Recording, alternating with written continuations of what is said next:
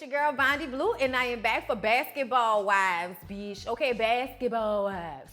Before I get into it, do not forget to like, comment, subscribe during this video. Especially do not forget to turn on your notifications bell if you are a subby, if you do love my videos. Don't forget to put that on so that you can know whenever I put up a new video, all right? Let's not forget about the products that I help sell. Soapy Luv, www.shopsoapyluv.com. The link will be down below. I'm sorry.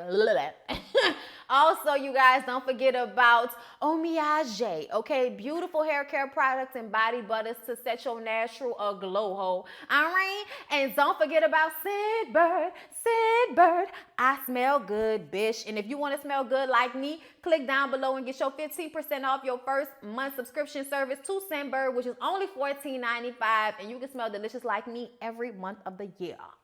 Okay, get you a whiff of this specialness. Moving along to Basketball Wives. Before we get into the notes for the episode, I want to talk about the Takari Lee interview that Jason Lee did on Hollywood Unlocked. This is the first time I've ever seen Takari actually do an interview. I watched the majority of the interview, and what I got from it was that, first of all, she has a hearing problem which causes a speech impairment. And if you're working off of what we've known about Jackie all this time, even though Jackie is crazy, she likes her family to be presented in a certain way.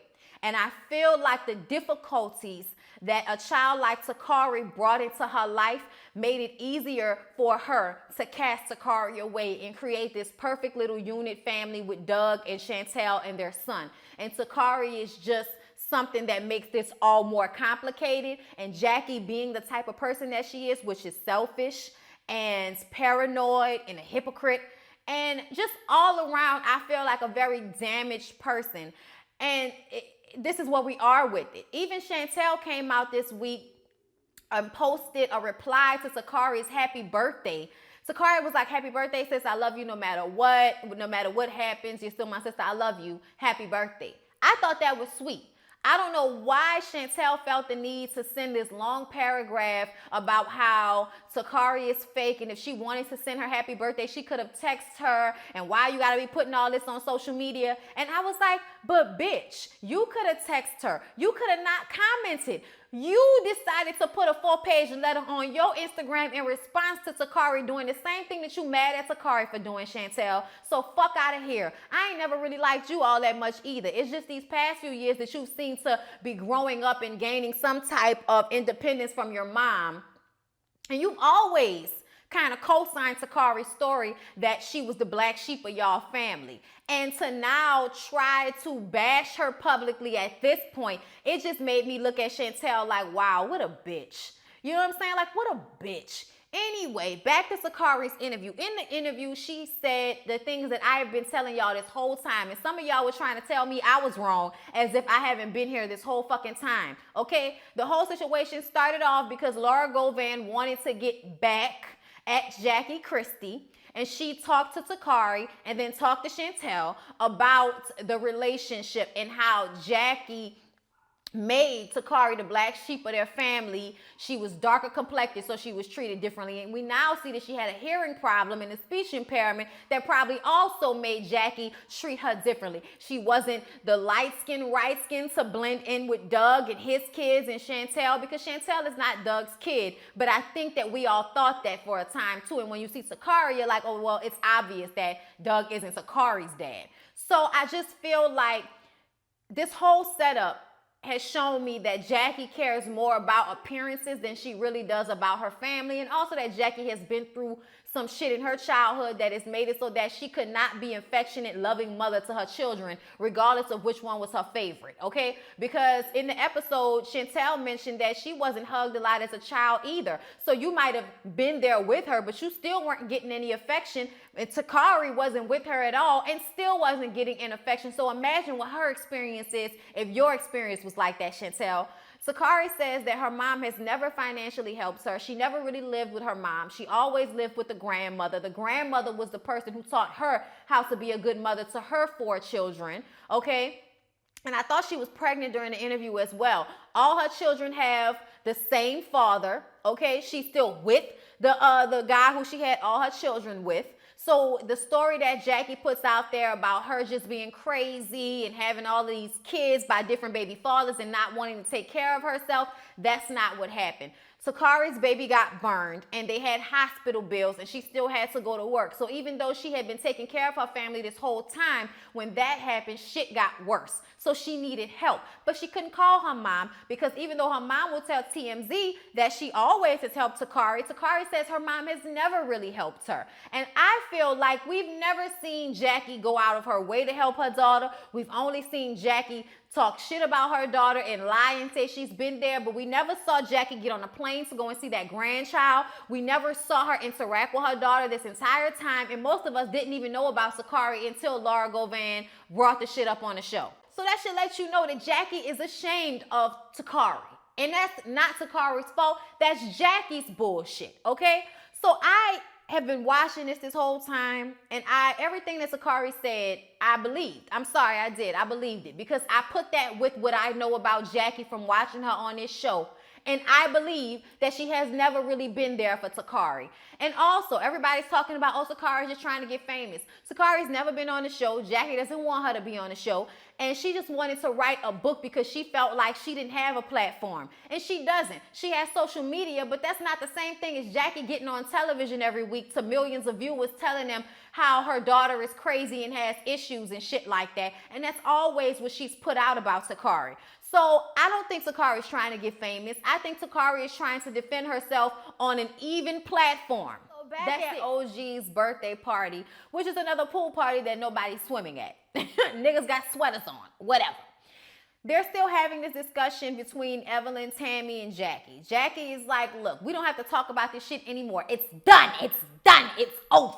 We ain't got to talk about this shit no more. But Evelyn keeps saying, but you the one bringing it up. Evelyn, shut the fuck up. Jackie did not bring it up. Jen asked her about it, and then she gave her opinion and her thoughts on it. She did not bring it up, okay? She had brought it up previously, but in this moment, that's not what's happening. Another thing, Evelyn, you need to let it go.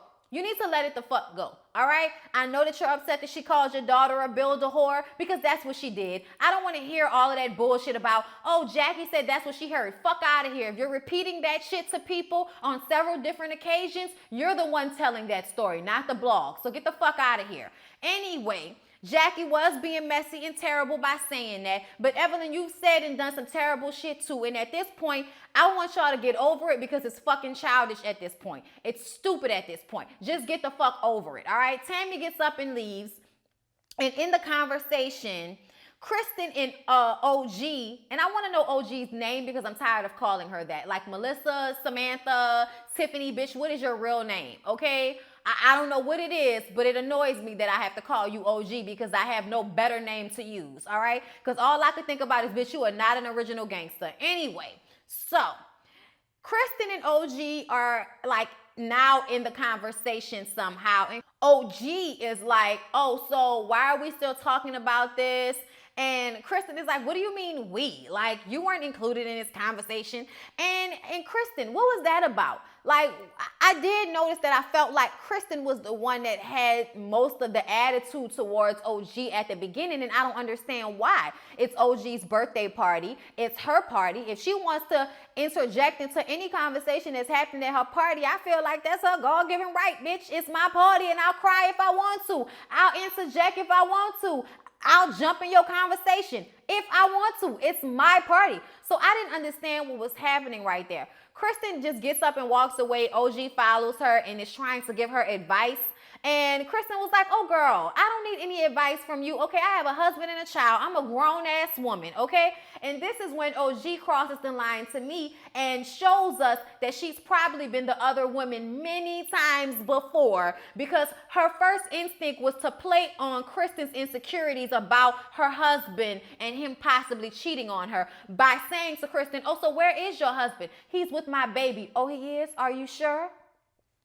What do you mean, am I sure, bitch? I just met you. How the fuck would you know? I would have smacked the fuck out of that bitch, but I don't think that Kristen was ready for the leg power that OG has, okay? OG plays football and is known for hitting bitches and likes it. So yes, she might have won the fight, but oh girl, I would have read her down right there. I'm like, girl, if you don't get You and them floppy ass titties out my face trying to tell me about my man. Go find yours. I'm leaving this old raggedy ass, cold ass pool party that you having, bitch. Get out my face. But you ain't never gonna step to me and tell me something about my motherfucking husband. I'll lay your ass down on this ground right now. Okay, stomp you into the cement, bitch. You will be down in the bottom of the crust of the earth fucking around with me. All right, look, I'm sorry, y'all. Like, that upset me. Like, when she did that, I felt what Kristen must have been feeling at that moment. Like, bitch, if I wasn't the type of woman that I am, and if I wasn't scared that you would beat my ass, I'd punch you in your shit right now.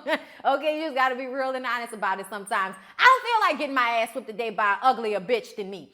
And it just kind of made me feel like, okay, she might have tapped you on your shoulder and played you in a moment, OG, but you went fucking far. And it just shows that you must have had some type of jealousy towards Kristen from jump.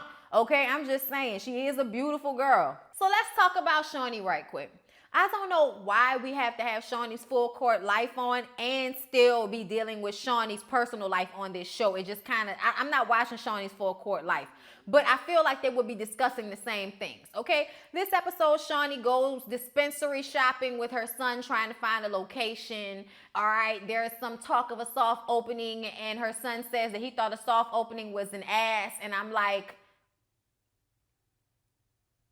if you've ever had sex with a vagina and had sex with an ass, you would know that an ass is not the soft opening. It's not. It's the hard opening. It's not the soft one. Anyway, then she goes to her mom and tells her mom, dear, that she's going to be a legal drug dealer. Of course, to which her mom and her church lady, shit is clutching her pearls. And I just kind of feel like, are we really going to do this? I hate when old people act like weed wasn't there when they were, like when they was young. Like, people have been smoking weed for like thousands of years. And I'm sure it was popping in the 60s and 70s when dear was young. So I'm really not, here for the, oh my God, you're going to sell drugs, even though I know they're legal in some places, because like most old ladies, all I do is watch MSNBC. Like get the fuck out of here with that shit. But the main point of the conversation is that Shawnee wants her mom to cook her like pastries and yellow cake and shit like that and put weed in them, and her special sweet tea that she makes, she wants her to put weed in that because she knows that people will get their life. And I'm like, girl, I will get mine. Send it to me, bitch. Send it to me.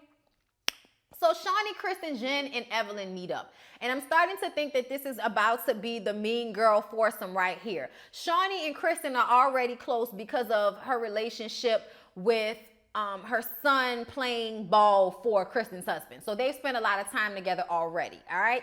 And then we got Evelyn and Jen, who are on the lookout for new allies because Tammy is not their friend and Jackie is not their friend. And that includes everybody that comes with them, all right? And Malaysia is like a question mark right now because Evelyn and Malaysia did not get a chance to know each other because of Jackie's beef with Evelyn. And Malaysia and Jackie are like this.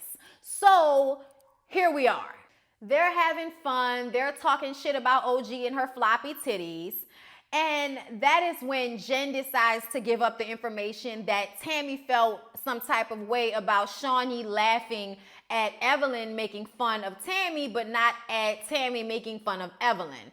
So Shawnee doesn't understand why this conversation wasn't brought to her. And I'm like, well, you don't understand that the last time somebody got into it with you, they got fired from the fucking show. What you mean you don't understand it?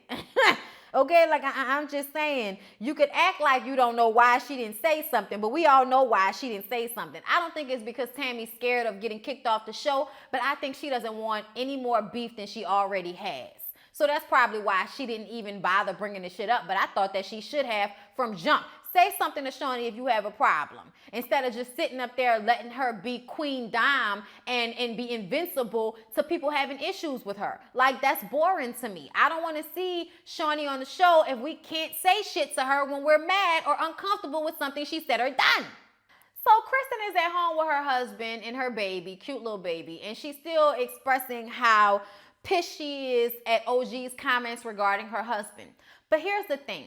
The only thing we knew about Kristen besides who her husband was is that she had a child and she was overwhelmed. So why she feels the need to be begging her husband for a second child, I don't know. He feels like financially they're not ready or, stable enough to take on another child. I kind of feel like that's a little bit of bullshit. Y'all look like y'all doing well enough for 2 children. I mean, y'all look like y'all doing better than me, and I'm still not about to stop, my dream of having 2 children, pop, 2 or 3 years apart. You know what I'm saying? Like, I'm not about to do that. But I was just confused because I felt like Kristen made us feel as if she was already overwhelmed with the one baby. So why are you begging your husband for a second one? I don't know. Like, I don't know. Something about that just kind of made me perk up. Whereas I wasn't really paying attention at the beginning. I'm like, Kristen, what's going on with you? Like, why are you trying to get another baby out your husband when you already complaining about the one that you have? It's only going to get worse when you have 2 small children to take care of and your husband's not in town because he's working or doing whatever. Like, I'm just looking at Kristen like, bitch, what's wrong with you? I also feel like she's a follower and that she wants to be a part of the clique and wants to be a part of the crew as far as Evelyn and Jen are concerned, which makes me look at her like she's a tad bit weak-minded. But if you're trying to stay on this show so that you can get them checks so that you can have your second baby, bitch, I'm not mad. I'm just going to go ahead and give you the side eye and keep on scrolling.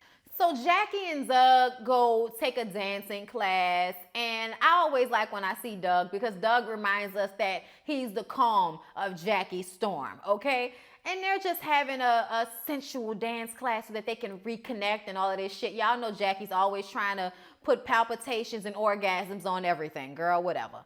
But mainly, she's still bothered by her conversation with Evelyn. And I feel as if she's bothered by her conversation with Evelyn because she just doesn't like when people don't like her. She doesn't like conflict, even though she's somebody that will engage in said conflict. I know a lot of people like this. They want to be an asshole. They want to be in control. They want to feel like a boss. But at the same time, they want people to like them. So it's like, you got to pick one, bitch.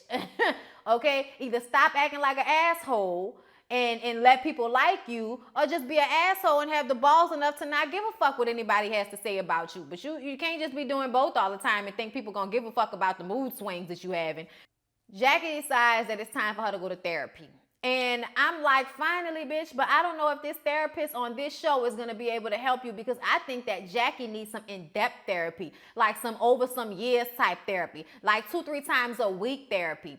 In her therapy session with this very, poignant therapist who, is very expressive when she's saying things as if she's preaching to the audience that's watching right now. I was just like, all right, Iyanla number 2, you're trying to give us vibes, but bitch, nobody will take the crown. That's how I be feeling. Every time somebody trying to be like Iyanla, I be like, hold up, baby. Hold up, beloved. Hold up, beloved. let Iyanla come back off hiatus before somebody try to take her spot, bitch. I ain't ready for it. I am not ready for it. I'm reading the Iyanla book right now, y'all. Let it go. In the therapy session, we find out that Jackie's mom was probably on drugs and could not take care of her, and so she was put into foster care. And one day she heard the foster parents telling, I guess, another child to put the food in a separate cabinet, and that if they ran out of food, then they could eat their fingernails. And I was just like, wow, that is the most fucked up thing I've ever, like that you could say with new children in your house. Why would you not? And that's because people are only doing it for checks. And I imagine that the rest of Jackie's experience has probably gotten worse from that point on, but that was just what she was ready to share. And this is what I've been wanting from Jackie for years, because I feel like Jackie is the type of person that obviously has had some terrible things happen in her life, but because she doesn't want to open up and share, because she has to control the narrative, she has to control how people see her.